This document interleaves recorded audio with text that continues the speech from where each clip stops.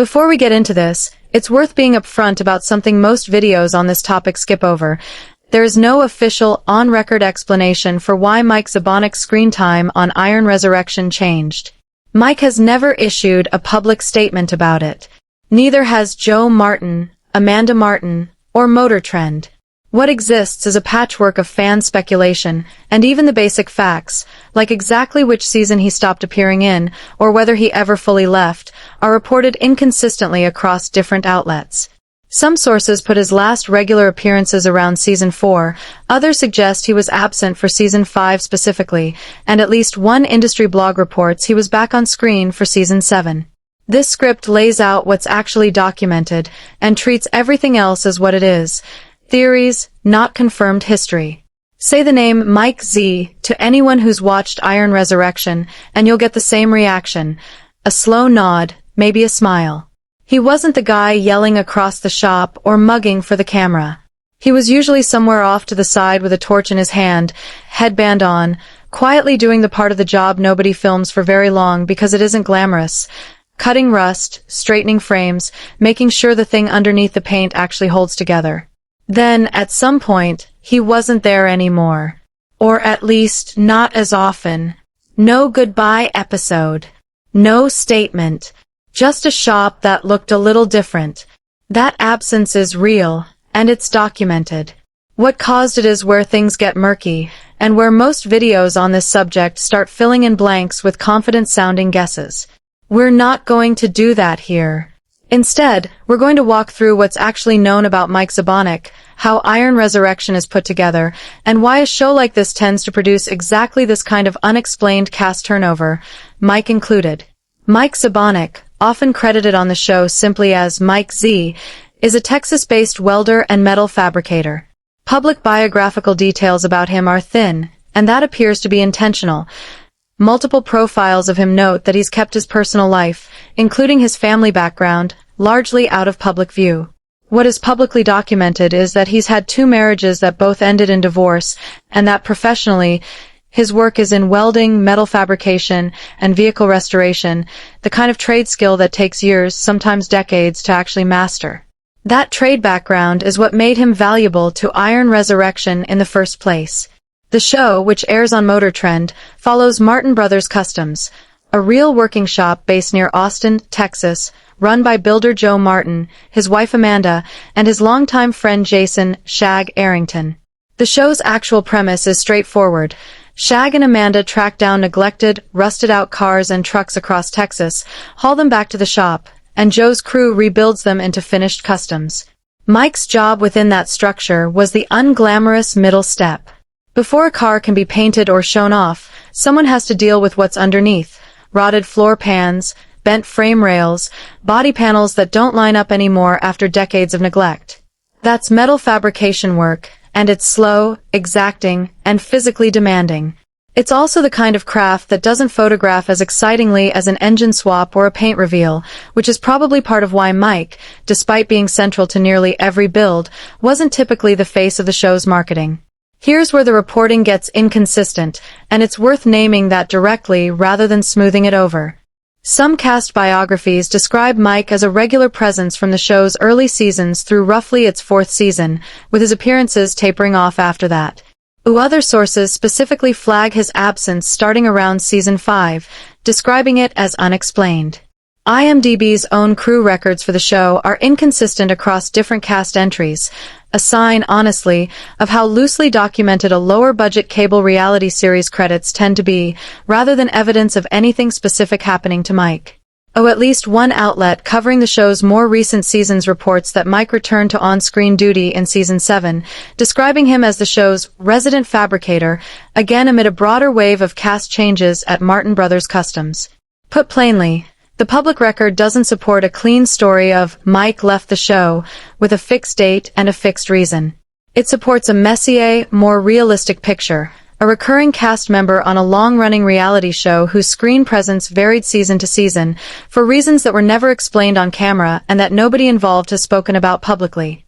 That's an unsatisfying answer if you're looking for a dramatic reveal. It's also the honest one. If there's a genuinely interesting story here, it's not really about Mike Zabonik specifically.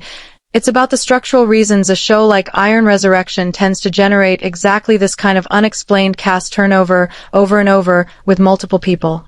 Mike wasn't the only Martin Brothers Customs crew member whose exit went unaddressed on air. Javier "Shorty" Ponce, another fan-favorite fabricator on the show, also stepped away to run his own shop. And it's telling that even in Shorty's case, fans initially had to piece together what happened from outside interviews rather than anything the show itself explained. Cast members named Pompa and Cato have also had seasons where fans noticed they'd quietly disappeared from the lineup. This is a pattern, not a one-off. A few structural facts about how shows like this get made help explain why. Martin Brothers Customs is a real business that restores vehicles for paying customers whether or not a camera crew is present that week. The people working there are tradespeople first. Filming schedules get built around a shop's actual workload, not the other way around, and that means who's on camera in a given episode can shift for reasons as mundane as which builds a network chose to feature that season, not a dramatic falling out.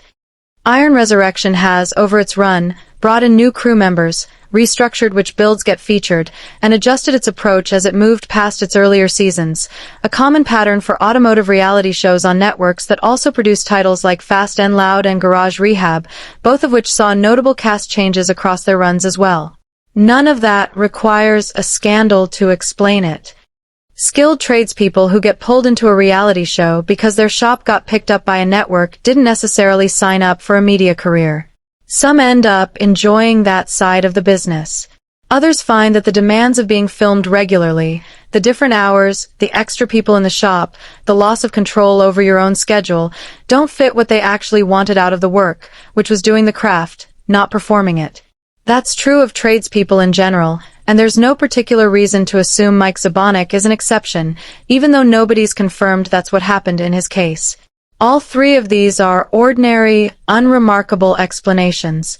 They're also far more consistent with what actually tends to happen behind the scenes of shows like this, than the kind of single dramatic shocking truth, framing that a lot of content about Mike's absence reaches for. It's worth naming the actual theories that circulate, if only to be clear about their status. Some viewers have speculated that health issues related to decades of physical trade work, welding fume exposure, the wear of heavy manual labor, played a role. This is a real occupational consideration for any longtime welder or fabricator. It's just never been something Mike, or anyone connected to the show, has said applies to him specifically. Others have guessed at behind-the-scenes conflict, whether with cast members or with production. Multiple sources that have looked into this directly note the opposite. There's no reported evidence of any falling out, and the working relationship between the Martins and their crew has generally been described as close rather than contentious. Still others chalk it up to pay or contract disputes, which is a plausible dynamic in reality TV generally. Cable production budgets are often weighted toward crew, equipment, and post-production rather than large individual payouts for cast, and that can shape how long someone stays committed to a show. But again, that's a general pattern in the industry, not a documented fact about Mike's situation. The honest through line across all of these theories is that they're reasonable guesses about what could explain a quiet cast change on a show like this, not things anyone has verified. What can be said with more confidence is that Mike Zabonik's identity, professionally, was never really about being a TV personality, it was about being a fabricator. Whatever the full explanation for his shifting screen time turns out to be, his reputation in and around the Texas hot rod and custom car community is consistently described the same way across the coverage that exists, as a genuinely skilled, low-key craftsman who was well regarded by people who worked with him, not someone chasing visibility for its own sake. That's arguably the more interesting story than any invented scandal. Iron Resurrection is, structurally, a show about turning other people's neglected projects into something worth showing off. The people doing that work, Mike included, are frequently more interested in the work itself than in what the cameras do with it afterward. A tradesperson stepping back from a reality show to focus on shop work, family, or simply a schedule they have more control over isn't a mystery that needs solving. It's a fairly ordinary decision that a lot of people in that position make. So, why did Mike Zabonik's presence on Iron Resurrection change the way it did? The most accurate answer is also the least dramatic one. Nobody outside the people directly involved actually knows, because none of them have said. What's clear is that reality shows built around working trade businesses regularly see this kind of quiet cast turnover, for reasons that are usually more logistical and personal than scandalous: scheduling, workload, a person's own appetite for being filmed, or simply a shop's staffing needs evolving over several seasons. If you're hoping for a tidy, shocking reveal, that's not what the record supports. What it does support is a picture of a skilled craftsman who did strong, largely unglamorous work on a hit show, whose exact reasons for stepping back from the spotlight remain his own business, which, for a guy who was reportedly never that interested in the spotlight to begin with, tracks. What's your favorite build Mike Zabonik worked on during his time at Martin Brothers Customs?